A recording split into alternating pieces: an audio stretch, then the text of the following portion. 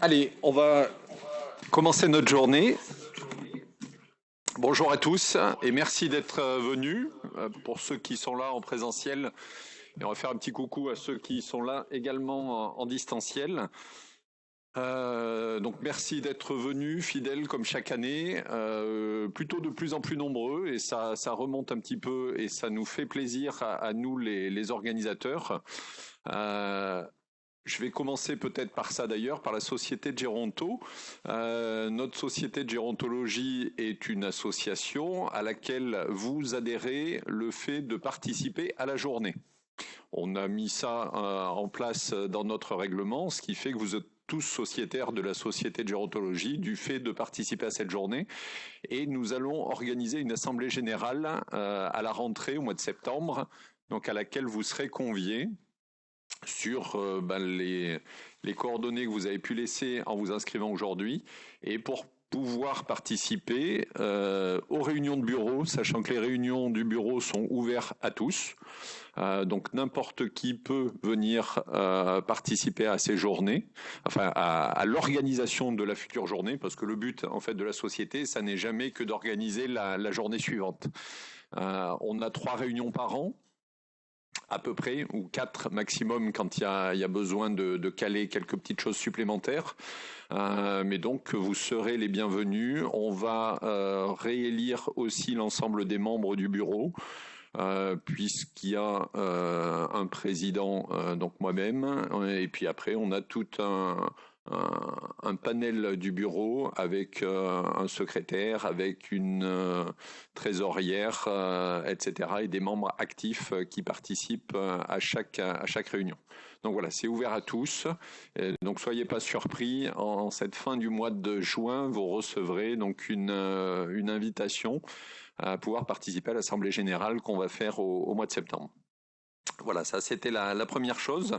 Deuxième chose, en termes de fonctionnement gérontologique sur la région, petit focus sur nos internes, on en parle chaque année avec la satisfaction de commencer à arriver à, je ne sais pas s'il faut le dire comme ça, mais un fond de roulement d'interne pour lequel, en tout cas, nous, on commence à prendre plaisir, à les accompagner dans leur formation, qu'on retrouve donc chaque année, qui passe régulièrement au sein des services. Donc, on est, selon les années, entre 2 ou 3 internes maximum sur 3 places ouvertes. Donc, on est quand même pas loin de faire le plein chaque année. Ça, c'est une bonne chose. Alors, malgré tout, il en faudrait facilement 5 ou 6 pour pouvoir assurer le fond de roulement de nos postes au niveau gériatrique sur la région. Donc on est bien en dessous. Il n'empêche que les autorités au niveau du ministère n'ouvrent que 3 places pour Clermont-Ferrand. Donc déjà, c'est d'arriver à les remplir. On y arrive. On a une équipe de jeunes et vous allez avoir 3 de ces jeunes qui vont vous parler sur la première intervention. Qui sont plutôt dynamiques, c'est pas pour leur passer du cirage, mais c'est vrai, qui sont plutôt motivés et qui sont intéressants à pouvoir travailler avec eux. Donc voilà, c'est un plaisir pour nous.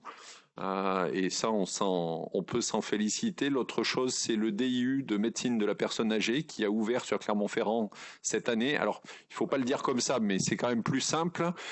C'est ce qui vient un petit peu remplacer la capacité de gériatrie. Même si les acquis sont pas les mêmes, même si c'est pas grave, on va dire que ça vient en tout cas suppléer la disparition de la capacité de gériatrie. Et là aussi, notre DIU de médecine de la personne âgée, donc qui est coordonné par Clément Lahaye, a fait le plein là aussi cette année, et on a une quinzaine d'inscrits, qui est là par contre quelque chose de vraiment très satisfaisant. Donc c'est la première année, on espère que la formation va être aussi attractive sur les années futures. On a besoin de ça, comme on a besoin de cette journée-là aussi, pour arriver à fidéliser nos ouailles, toutes les équipes qu'on peut avoir, et on est tous en difficulté dans nos recrutements, on manque de soignants, on manque d'infirmières, on manque d'aides-soignantes, on manque de tout, ou à peu près, on a du mal vraiment à recruter. Là, c'est pas qu'on n'a pas les postes, c'est vraiment que nos postes ne sont pas occupés, et des journées comme celle-ci, ça permet aussi de fidéliser les gens quand ils y trouvent leur compte. qu'on espère que vous y trouverez votre compte. Ça permet d'essayer là aussi d'enclencher une dynamique. Ce sont des métiers, la gérontologie, c'est une discipline qui n'est pas simple. Souvent, c'est une discipline de maturité. On se dit pas en se levant le matin, tiens, je vais faire gériatre, ou je vais venir travailler en gériatrie, mais c'est parce qu'on a travaillé à plusieurs endroits qu'on se dit finalement la gériatrie c'est peut-être pas mal. Et puis c'est vrai que la vision qu'on peut avoir du patient ou du résident, de la personne âgée en tout cas, cette vision globale qu'on essaye de transmettre aussi, c'est aussi ce qu'on essaye d'avoir en relais sur des journées comme aujourd'hui. Donc notre programme, comme d'habitude, est éclectique et essaye d'être le plus éclectique possible. Donc on va faire du médical, on va faire un peu de philosophie aussi cette année, ce qui va nous permettre d'avoir un point de vue un peu différent de ce qu'on peut connaître habituellement, sortir un petit peu, relever le nez du guidon, métaphore par rapport au mois de juillet et le retour du Tour de France dans notre belle région et au sommet du Puy-de-Dôme. Donc voilà, on va un peu relever le nez du guidon et essayer de monter vers les sommets au plus qu'on pourra. Qu'est-ce que j'avais d'autre à vous dire? Je souhaitais aussi cette année rendre un hommage au docteur Laurence Léry qui nous a quittés.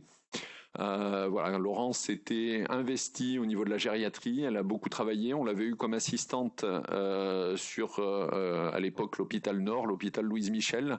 Elle avait fait 2 ans d'assistanat avec nous et elle avait pris un poste sur Montrepos-le-Zou.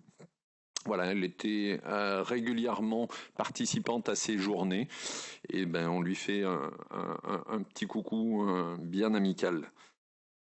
Voilà, écoutez, on va démarrer avec donc nos 3 jeunes DES, enfin DES et pas tout à fait DES, mais nos 3 jeunes gériatres pour la première intervention, et je vais laisser la parole à Clément Lahaye et à Delphine Rebérol qui vont organiser cette première intervention. Merci Monsieur le Président. Donc oui, je vais reprendre un tout petit peu sur cette session-là avec nos internes. Donc j'ai prévu 3 interventions. Une première sur une actualisation de recommandations sur les dysthyroïdies du sujet âgé avec Marie-Clémentine qui va commencer. Ensuite, on verra comment on a du mal à appliquer des recommandations qui existent déjà depuis un petit moment avec Moussa Fadiga autour du diabète, et puis un troisième article sur le futur peut-être des interventions, de la liaison entre la ville et l'hôpital autour d'une expérimentation d'équipes mobiles d'urgence dans les EHPAD. Voilà, et je vais appeler en premier du coup Marie-Clémentine. Alors, pour ce qui est des dysthyroïdies chez les sujets âgés, il y a donc eu des nouvelles recommandations qui sont parues au début de l'année. Ici, on abordera plutôt les recommandations concernant l'hypothyroïdie, parce que concernant l'hyperthyroïdie, elles n'ont pas changé. Alors, les recommandations émanent donc de la HAS. Ces recommandations, elles sont issues donc d'un comité d'experts qui a travaillé dessus, et le constat de départ pour faire ce travail-là était le suivant, c'est-à-dire qu'il y avait une surprescription de lévothyroxine qui était constatée, des dosages d'hormones thyroïdiennes qui étaient généralement faits d'emblée avec TSH, T4 libre et éventuellement T3 libre. Voilà, donc ça c'était un constat que ces recommandations visent à corriger. Une hétérogénéité des pratiques dans la prise en charge des hyperthyroïdies de base sur le territoire, et puis un recours trop fréquent aux thyroïdectomies qui ensuite donnait lieu à la prise en charge d'hypothyroïdie conséquente. Voilà, donc à l'issue de ces constats, la Direction générale de la santé en 2018 a décidé de réunir un comité d'experts qui s'est penché sur la question, et cet exercice a donné lieu aux recommandations de bonne pratique. Donc voilà, vous pouvez les retrouver sur le site de la Haute Autorité de Santé. Un bref rappel sur l'axe-thyréotrope. L'axe-thyréotrope qui permet la régulation des hormones thyroïdiennes avec l'hypothalamus, l'antéhypophyse et la thyroïde qui sécrète T3 libre T3 et T4. Voilà, donc les hormones thyroïdiennes restent quand même quelque chose qui sont essentielles à la vie et permettent une homéostasie corporelle essentiel. La thyroïde, elle évolue, elle involue avec l'âge, et la question aussi de la prise en charge de ces dysthyroïdies, elle est dans la place qu'on laisse à la sénescence de la thyroïde et à la pathologie thyroïdienne pure. Quand est-ce qu'on évalue une fonction thyroïdienne chez un patient, un sujet âgé, qui n'est pas connu dysthyroïdique de base? Alors, quand est-ce qu'on va évaluer sa fonction thyroïdienne? On évalue sa fonction thyroïdienne tout simplement sur une symptomatologie évocatrice. Cette symptomatologie évocatrice, elle est plutôt aspécifique.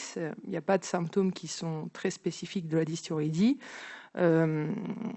Mais en tout cas, sur certains symptômes comme l'asthénie, la frilosité, la variation du poids, la majoration des troubles neurocognitifs qui étaient connus et qui se majorent brutalement, sans explication, une insuffisance cardiaque, une altération de l'état général, ça doit être recherché.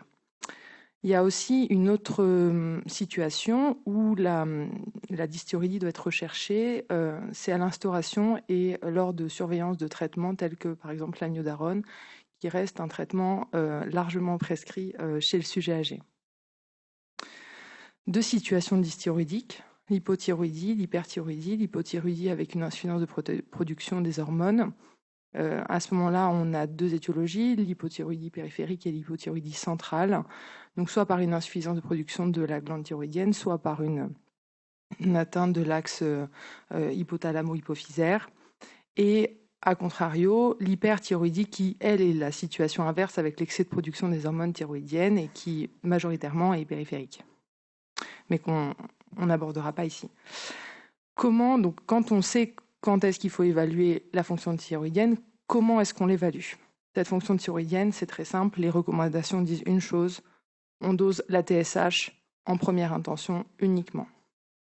Et c'est justement ce sur quoi ce comité d'experts a travaillé, c'est-à-dire qu'on dose la TSH et ensuite, dans un deuxième temps, on dosera la T4 libre à condition que la TSH soit perturbée sur le même tube, dans le même temps, dans un second temps, mais pas en même temps. Donc, si on a une TSH qui est supérieure à 10, on analyse en cascade la T4 libre uniquement, pas la T3. Le but ici, c'est de différencier les dysthyroïdies avérées avec une TSH perturbée et une T4 qui l'est également, et celles qui sont frustres, qu'on suivra sur du long terme, afin d'ajuster la prise en charge et la conduite.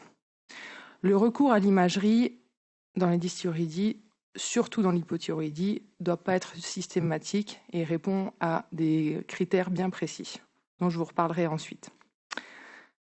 L'unique recommandation qui est issue de ce document, c'est que pour doser la TSH et la T4 libre dans le même temps et non en cascade, c'est la suspicion d'une dysthyroïdie centrale. Sinon, c'est non. Comme je vous disais au tout début, la TSH reste une hormone qui évolue avec l'âge. Et ce comité d'experts s'est positionné en disant que la borne supérieure de la TSH était plus élevée avec l'âge. C'est-à-dire que pour la décennie des 60 ans, la TSH maximale attendue est à 6. Et comme ça, on augmente de 1 par décennie. Les valeurs donc de la TSH évoluent avec l'âge et sa concentration évolue avec l'âge. Là, j'ai remis un petit tableau qui justement permet de situer la conduite à tenir en fonction du dosage de la TSH. Donc une TSH normale, on ne fait rien. Une TSH qui est élevée entre 10 et 20, à ce moment-là, si on est en présence de facteurs de risque cardiovasculaire, de pathologie cardiovasculaire, si on est en présence d'une symptomatologie clinique, d'une T4 libre basse associée, alors là, un avis doit être pris et une conduite thérapeutique doit être envisagée éventuellement, mais pas systématique. Si par contre on est au-dessus de 20 pour une TSH, alors là, la conduite thérapeutique est recommandée. Donc pour ce qui est de l'hypothyroïdie, ça reste la dysthyroïdie la plus fréquente, avec 1 ou 2% de la population qui sont touchées. 3 millions de personnes en France sont sous lévothyroxine. Les femmes, majoritairement, sont touchées. La symptomatologie est variée et plutôt aspécifique. On a deux types d'hypothyroïdie. Donc l'hypothyroïdie avérée, dans ce cas-là, on a une TSH qui est augmentée et une T4 libre qui est diminuée, et une hypothyroïdie fruste si on a une TSH augmentée sur 2 prélèvements à 6 semaines d'intervalle et une T4 libre qui reste dans l'intervalle de référence sans diminution. Pour quelles raisons on traite une hypothyroïdie? Tout simplement pour une disparition des signes cliniques et une obtention d'une TSH qui, je le rappelle, la TSH, on la remet dans le contexte de l'âge en fonction des recommandations. Par ailleurs, c'est puis pour le confort du patient. Voilà. Comment est-ce qu'on traite une hypothyroïdie et laquelle on traite? Alors là, je vous ai mis un petit tableau, mais je vais prendre mes notes. L'hypothyroïdie avérée du sujet âgé. Si on a donc la TSH perturbée et la T4 libre perturbée, on traite avec de la lévothyroxine à raison de à peu près 1 microgramme par kilo par jour, et on augmente toutes les 6 semaines en fonction de si on a besoin, par palier de 12 microgrammes selon la TSH et la clinique. Par contre, si on a une cardiopathie existante, ce qui est quand même souvent le cas chez le sujet âgé, la posologie doit être située entre 12,5 et 25 microgrammes par jour pour débuter. Concernant les hypothyroïdies frustres, ce que je vous disais tout à l'heure, des TSH augmentés sur 2 prélèvements à 6 semaines d'intervalle avec des T4 qui restent dans l'intervalle, là, la conduite thérapeutique, elle est conditionnée à la présence de facteurs de risque cardiovasculaire, de pathologie cardiovasculaire, la présence d'une clinique évocatrice, mais pas systématique. Toujours se souvenir que l'interaction entre la lévothyroxine et l'antivitamine K, et donc le contrôle de l'INR, est primordial pour ces patients, surtout chez le sujet âgé. On a quand même des patients sous antivitamine K, c'est pas rare. Voilà. Après, à distance du diagnostic initial d'hypothyroïdie, si on a une suspicion d'étiologie auto-immune, ça ne doit pas être fait dans un premier temps, évidemment. C'est comme TSH et T4 libre, c'est fait à distance. À ce moment-là, il faut faire un dosage des anticorps anti-thyroperoxydase, et si ils sont positifs, on a notre diagnostic, mais s'ils sont négatifs, alors là, à ce moment-là, dans un deuxième temps, on fait les anticorps anti-thyroglobulines, mais pas en même temps. Toujours pareil, c'est ce que la recommandation préconise. La pertinence que je vous disais tout à l'heure de l'imagerie dans l'hypothyroïdie. Alors, l'échographie thyroïdienne dans l'hypothyroïdie, elle ne doit être réalisée absolument pas systématiquement, seulement si constatation de nodules cliniques, présence de ganglions cervicaux, des signes compressifs, évidemment, une suspicion de malignité sur l'histoire du patient, une palpation difficile de la thyroïde, et dans ce cas-là, ça nous permet d'avancer sur la prise en charge, et une TSH élevée avec des anticorps anti-TPO qui sont, eux, négatifs. À ce moment-là, l'échographie est préconisée. Ça, c'est donc la stratégie d'exploration des nodules thyroïdiens. C'est des petits tableaux qu'on peut retrouver sur le site de la HAS. En résumé, pour retenir ce que je vous ai dit sur les dysthyroïdies du sujet âgé, les recommandations préconisent de doser la TSH en première intention uniquement, ensuite d'analyser la T4 libre en cascade sur le premier prélèvement. La TSH, il faut se souvenir qu'elle évolue avec l'âge. La thyroïde, c'est un organe vivant et donc il involue. À ce moment-là, la TSH, quand on a une hypothyroïdie, on doit être dans une cible avec des valeurs liées à l'âge. La substitution hormonale d'emblée, elle est OK si on a une TSH supérieure à 20. Sinon, c'est quelque chose qui se réfléchit en équipe sur la présence de facteurs de risque, de pathologie. Voilà, mais ce n'est pas systématique. La posologie, elle doit être adaptée si on est en présence d'une cardiopathie, et l'échographie thyroïdienne, elle est réservée à certains cas très précis, comme je vous le disais. Voilà. Merci.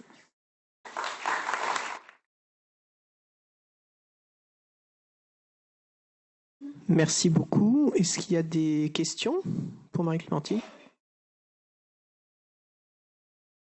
En tant qu'il y ait des questions, moi je trouve effectivement intéressant qu'on mette un peu noir sur blanc cette évolution naturelle de la borne haute de la TSH pour essayer d'éviter de faire ce qu'on faisait depuis des années, c'est-à-dire une espèce de surtraitement d'hypothyroïdie fruste qui ont montré finalement très peu d'intérêt dans les grandes études là depuis les 5-6 dernières années.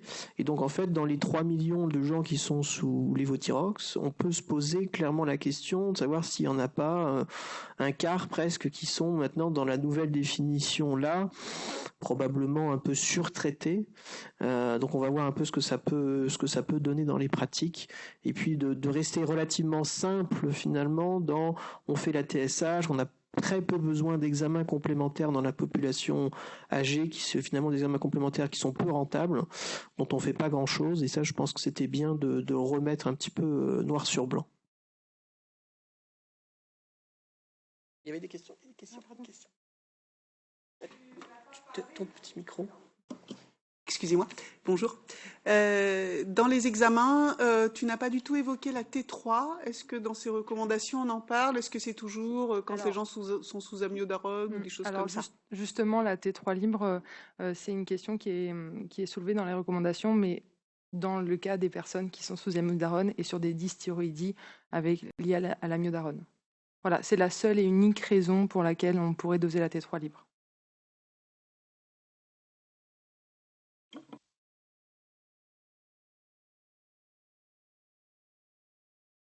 Bonjour, je suis psychologue, du coup j'ai été plus intéressée là, par les effets des troubles thyroïdiens par rapport aux troubles neurocognitifs. Je voulais vous demander aussi sur l'humeur, est-ce qu'on observe, il me semble qu'en hyper, il y a des effets spécifiques sur les troubles de l'humeur, en hypo aussi, thyroïdie, il y a... C'est-à-dire qu'en hypothyroïdie, je pense qu'il faut voir ça comme un sujet qui sera plutôt apathique, asthénique, avec un ralentissement en général, et en hyper, au contraire, un patient qui sera extrêmement agité, qui peut être avec des troubles, je ne sais pas comment l'expliquer pour l'hyper. Oui, un peu plus actif que d'habitude. Après, en sachant qu'effectivement, dans la population âgée, le découpage hypo-hyper est un petit peu moins classique. Voilà, sur le comportement, on a beaucoup de signes généraux d'altération d'état général. Et les signes psychoactifs sont souvent difficiles à isoler, enfin de dire les signes sont en rapport avec un problème thyroïdien, parce que souvent on a des cofacteurs à côté qui interviennent. Voilà, ou des troubles du sommeil, des choses qui peuvent faire des diagnostics différentiels. Donc ça peut être un facteur supplémentaire. Mais du coup, est-ce qu'on n'est pas dans une unité protégée? Ça doit être un facteur qui doit être surveillé de près ou pas, cette TSH, ou pas forcément? Alors, disons que le dépistage de la TSH, il est important. Une fois qu'on a une TSH, si on n'a pas d'aggravation des troubles, je pense, on peut le voir comme ça, si on n'a pas une aggravation des troubles neurocognitifs qui arrivent de manière subite sans qu'on ait d'explication, je ne pense pas que ce soit quelque chose sur lequel on doit se pencher, on doit aussi chercher ailleurs. Mais en tout cas, c'est quelque chose qui peut être dosé si on se pose la question de la fonction thyroïdienne chez un patient qui n'est pas connu tel qu'il est rencontré, soit dans une unité protégée ou ailleurs. D'accord, on pense souvent à l'infection urinaire, des choses comme ça, mais j'avais pas en tête qu'il fallait penser à ça aussi. Ok, merci. Oui, en tout cas, il n'y a pas de recommandation pour dire que ça doit être recherché systématiquement tous les 3 mois, de façon, voilà. Ça, c'est vrai qu'après, on sera probablement dans l'excès.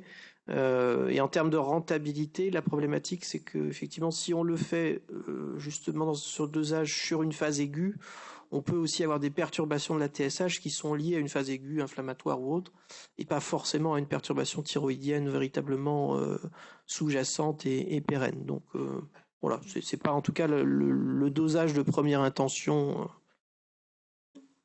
Eh bien, merci beaucoup. On va enchaîner avec Moussa Fadiga, du coup, qui va nous parler de qu'est-ce que deviennent des recommandations plus anciennes dans la pratique chez des patients en EHPAD, notamment concernant la prise en charge du diabète. Bonjour tout le monde, je suis Dr Fadiga Moussa, je suis dans le pôle de gériatrie de Clermont et je me fais le devoir de vous présenter justement un travail qui a été réalisé par des chercheurs américains paru dans le Journal of American Geriatric Society qui porte sur les pratiques de désintensification du traitement glycémique chez les patients résidant dans les maisons de retraite souffrant de diabète de type 2. En introduction, il est à noter qu'en 2016, sur 1,3 million de résidents, 25 à 34% sont diabétiques. Et il existe peu d'informations sur les prescriptions antidiabétiques chez ces résidents. Les directives américaines stipulent un traitement antidiabétique avec objectif d'hémoglobine glyquée compris entre 7,5 et 9%. Pour ce faire, il faut tenir compte des préférences du patient, des comorbidités, de la durée et de la qualité de vie, afin de minimiser le risque d'hypoglycémie. Il est à noter que le surtraitement chez la population résidant en EHPAD est fréquent, de l'ordre de plus de 14%. Il a été mis en évidence dans certaines études qu'il y a un risque accru de mortalité, d'hypoglycémie sévère et de troubles cognitifs et de chute du fait de ce surtraitement. C'est pour ça justement cette étude qui a pour objectif justement de déterminer le taux de surtraitement, de traitement potentiel, de traitement approprié et de sous-traitement potentiel. Et le deuxième objectif, c'est de déterminer le taux de modification approprié des antibiotiques selon l'hémoglobine glyquée. Et enfin, identifier les facteurs prédictifs de la poursuite du surtraitement glycémique. Ont été identifiés dans cette étude les résidents vivant en maison de retraite du 1er janvier 2013 au 31 décembre 2019, âgés de plus de 65 ans, diagnostiqués de diabète de type 2. Ont été exclus de cette étude les résidents diabétiques mais n'ayant pas un dosage d'hémoglobine glyquée. Les résidents admis en soins palliatifs pendant l'étude et les résidents avec une durée de séjour inférieure à 30 jours. On servi de base de données les fichiers MEDSAS de VA pour les données administratives, les résultats du laboratoire, le BCMA pour les données médicamenteuses et cliniques et le minimum dataset pour les informations cognitives et fonctionnelles. L'hémoglobine index est défini de façon opérationnelle comme l'hémoglobine qui est réalisée au-delà de 24 heures après l'admission du résident. Et les termes désintensification et intensification ont également été définis.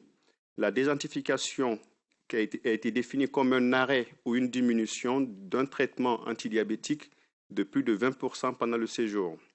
L'intensification a été définie comme l'introduction ou la majoration d'un traitement antidiabétique pendant le séjour de plus de 20%. Si changements multiples au cours du séjour du résident, le traitement à forte intensité prend le dessus. C'est-à-dire un patient qui est à la fois sous metformine et insuline et qui voit sa metformine diminuer ou interrompue, et de l'autre côté qui voit son insuline majorée, justement, il est considéré comme intensifié parce que l'insuline prend le dessus sur l'augmentation de l'insuline prend le dessus sur la diminution de la metformine. Le surtraitement a été défini comme un patient diabétique ayant une hémoglobine glyquée inférieure à 65% avec n'importe quel traitement antidiabétique.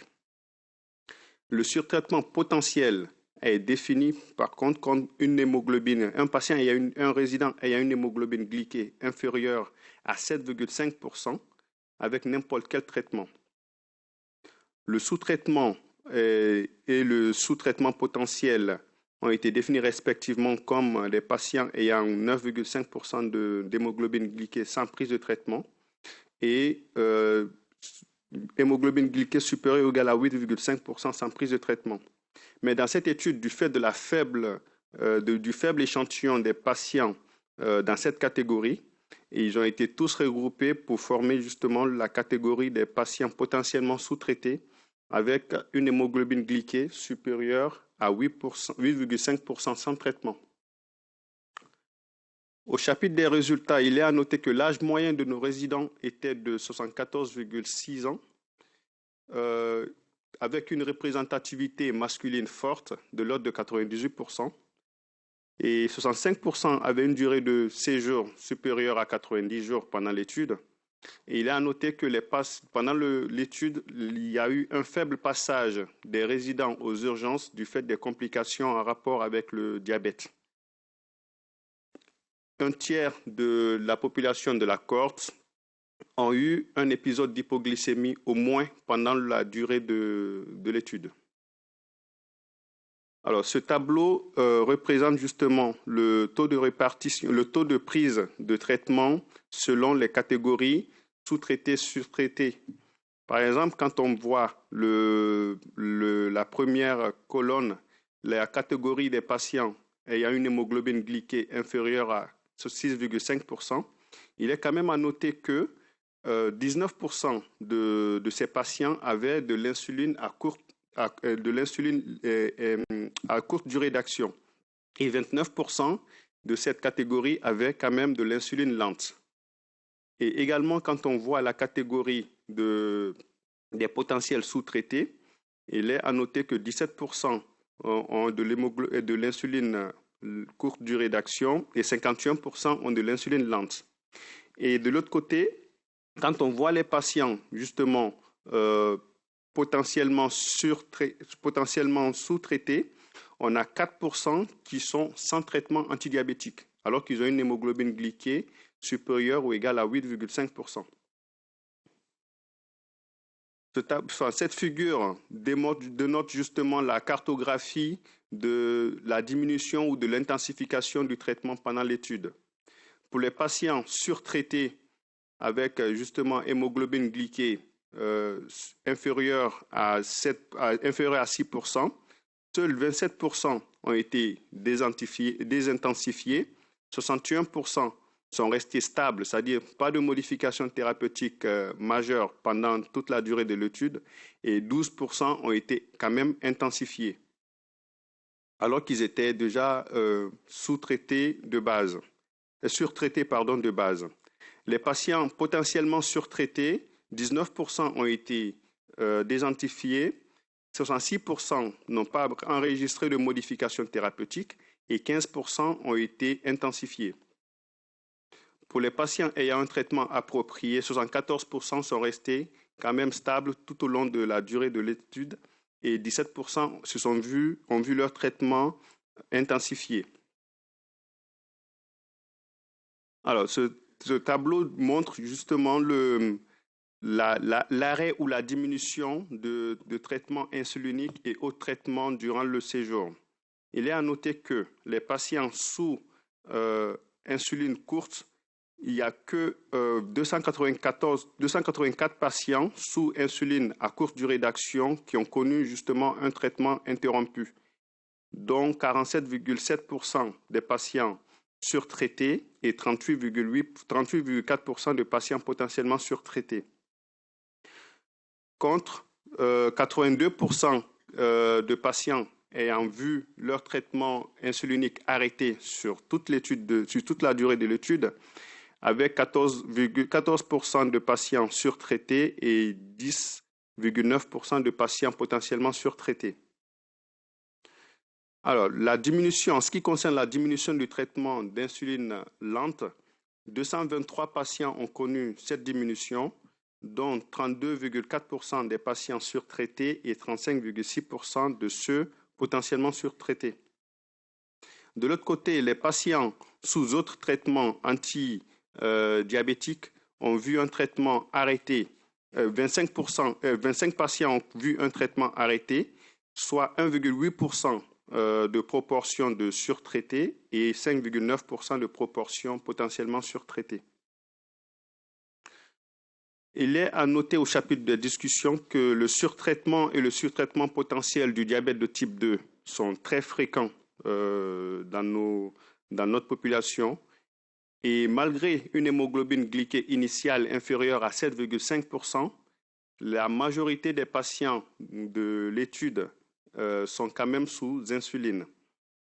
Une intervention interpersonnelle à l'admission du patient dans les établissements peut concourir à réduire justement le risque de complications en rapport avec le surtraitement. Il est à noter que la déficience fonctionnelle grave a été associée à la désintensification appropriée.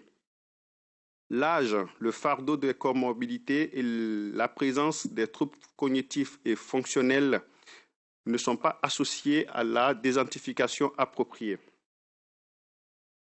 L'hyperglycémie et l'utilisation d'insuline lente sont associées à la poursuite du traitement.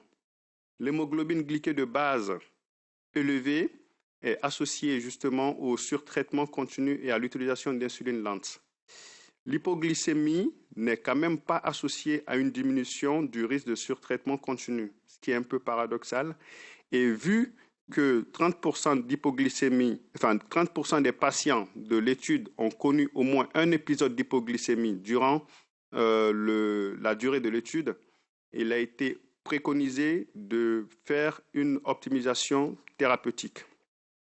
En conclusion, il est à noter que le surtraitement du diabète de type 2 est courant chez les résidents des EHPAD et seulement 27% des patients surtraités ont vu leur traitement désintensifié, baissé au cours de la période de suivi. Et pour ce faire, il est vraiment important de développer des initiatives de déprescription dès l'admission du patient en EHPAD ou en établissement en fonction justement de l'hémoglobine glyquée.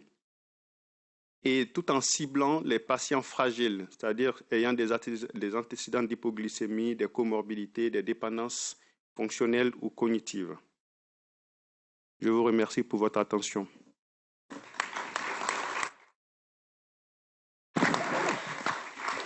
Merci beaucoup. Est-ce qu'il y a des questions ? Moi, j'en ai une. L'échantillonnage me surprend. C'est-à-dire que des patients d'EHPAD, moi je travaille en EHPAD, 74 ans, je crois que j'en ai pas beaucoup.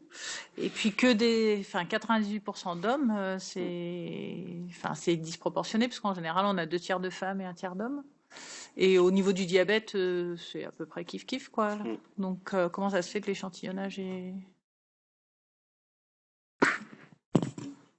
En fait, ce sont des EHPAD spécifiquement dédiés aux vétérans américains. Donc, c'était des vétérans de guerre, voilà. Donc, c'est des anciens militaires, une immense majorité, et effectivement plutôt des jeunes. Et ils ont, du coup, comme ils ont un nombre important de militaires, ils ont tout un réseau d'EHPAD entre guillemets dédié à ce type de profil.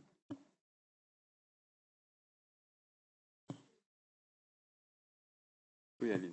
J'en ai une deuxième. Alors ça, c'est le constat du surtraitement ou du sous-traitement, enfin surtout du surtraitement. Est-ce qu'on a identifié les causes de ce surtraitement ? Alors, dans l'étude, ils ne sont pas rentrés justement en profondeur. C'est une étude, justement, ils ont fait un constat voilà, c'est plutôt observationnel comme étude, histoire de mettre en lumière justement les difficultés qu'on peut avoir dans la mise en œuvre des recommandations qui sont déjà établies, qui sont connues, et justement dans les établissements médico-sociaux ou médicaux. Voilà. Excusez-moi. Après, il y a eu... C'est Ludo.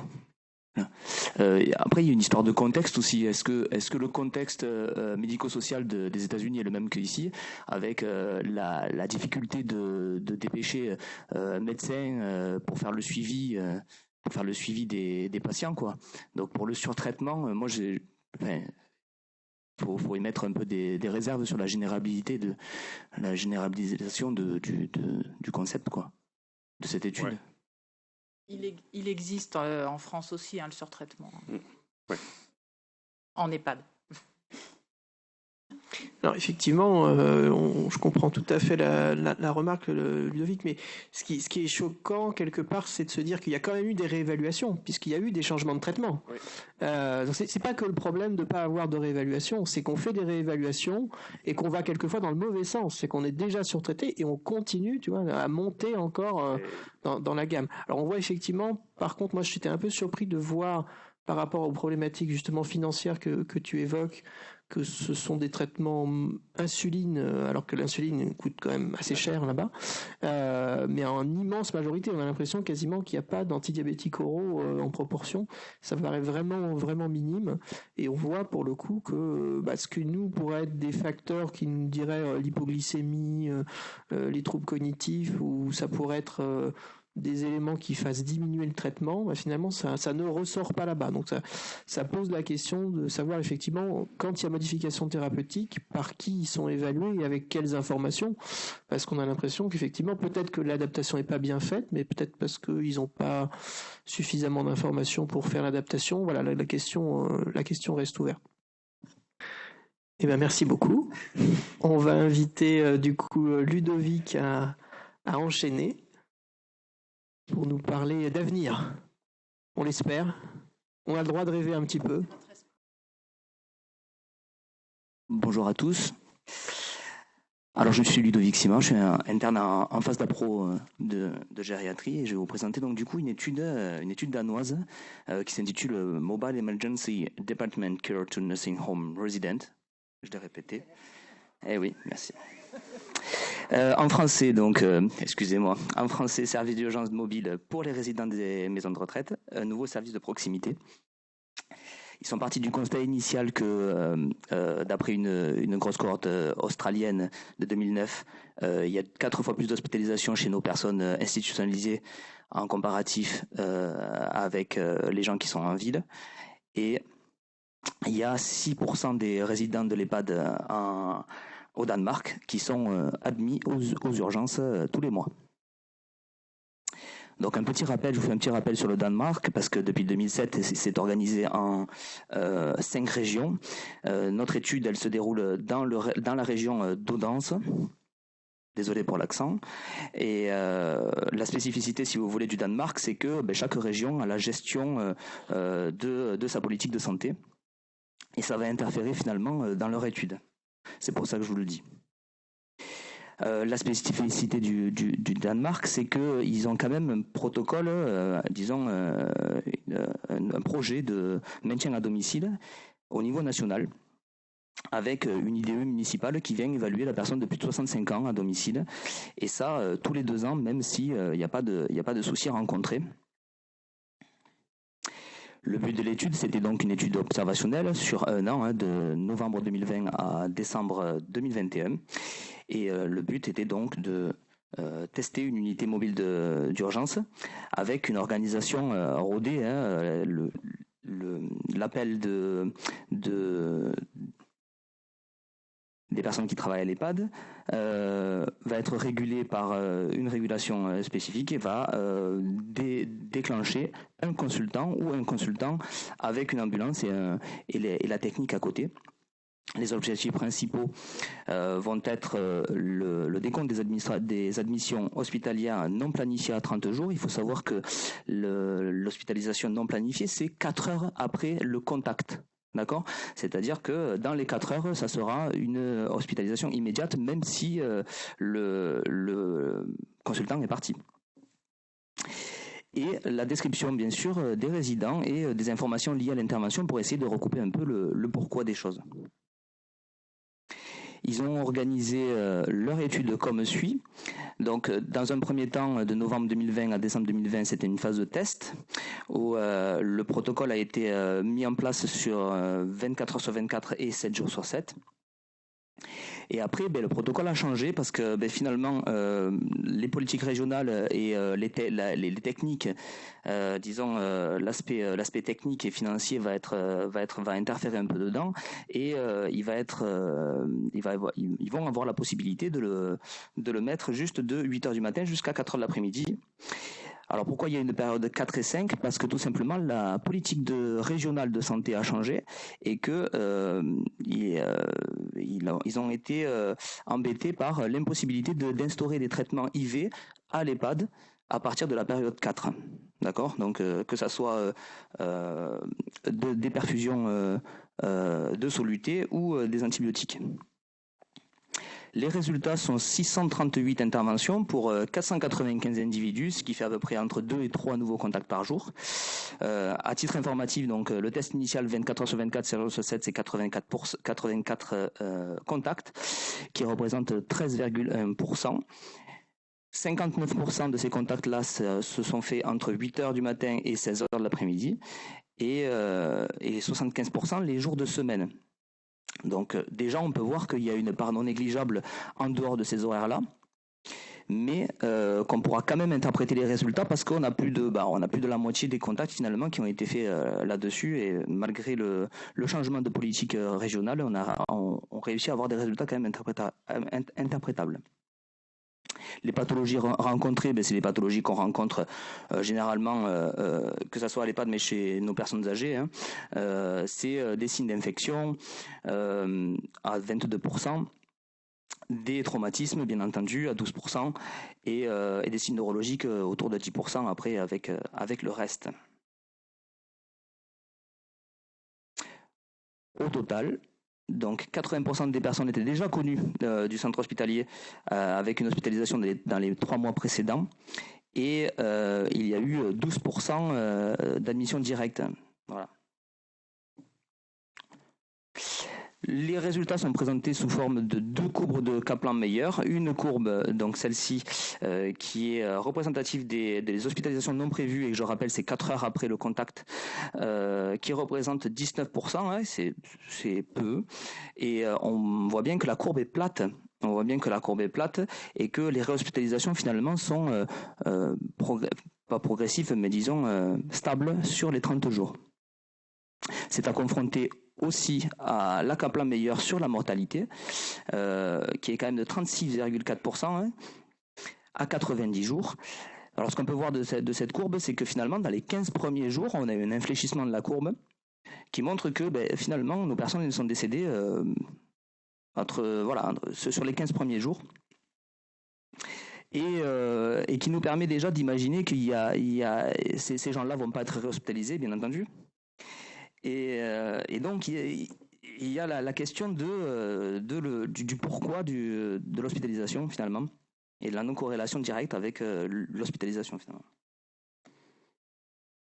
Donc leur discussion, elle s'axe sur la comparabilité des résultats, hein. Donc dans toutes les études, notamment les revues de la littérature de 2014 et 2019, on trouve les mêmes taux de mortalité entre 22 et 34%, qui sont importants, et probablement on sous-entend que finalement les gens qui ont été hospitalisés dans les 15 premiers jours, probablement c'était pour des soins de confort et pour décéder finalement à l'hôpital.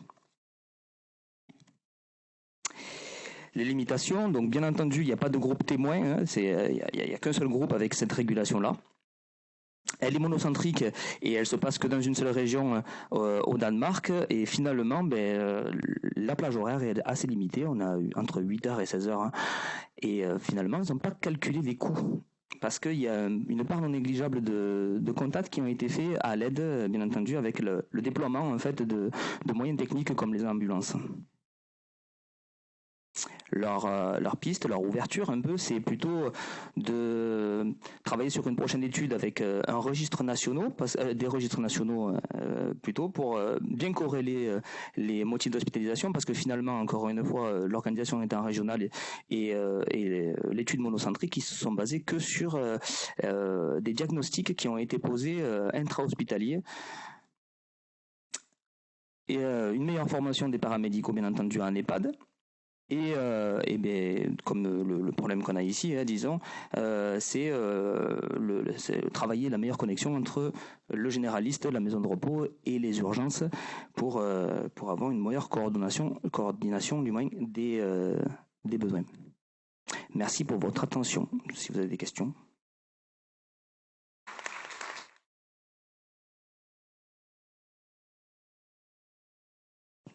Merci Ludovic. Du coup, ils ont réussi à passer le cap de la problématique de la perfusion sur site, du coup. Moi, ce que j'ai compris à la lecture du papier, c'est que en fait non, ils n'ont pas réussi. Donc il y a eu des hospitalisations à partir de la période 3, à partir de la période 4, qui ont été faites parce qu'il y avait besoin d'une thérapie intraveineuse.